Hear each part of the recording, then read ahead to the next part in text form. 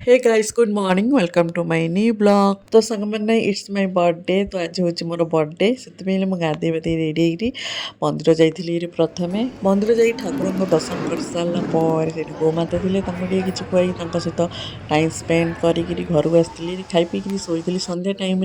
भाई मो हजबैंड जो दास रोसे बास मैंने लग जाइलु रेडी हो सारापर मुझे जाकि निजे खुद रेडी हो सारी तार भाउज आसी डेकोरेशन रेडी होते भाई टे हेल्प करते घरे आसिक केक पहुँच गलानी जहाँकि ना लेखा ही नाला से आइडिया देवाई सांगसाथी अच्छा ना तो सांगसाथी मान आइडिया चॉकलेट सिरप ना लेखा है मुझे रेडी हो आसली केक काटापी तो मोर एक साइड किसी कहले न सर मो मुहर आपण मैंने देखिपे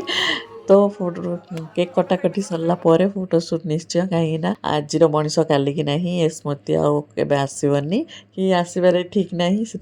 निहाती फोटोशूट दरकार तापर खावाई आसती खाइबार सादा बिरियानी होता। आई होप आपण मैंने भिडियो एंजॉय करते पुणी देखा नेक्स्ट भिडियो रही बाय बाय।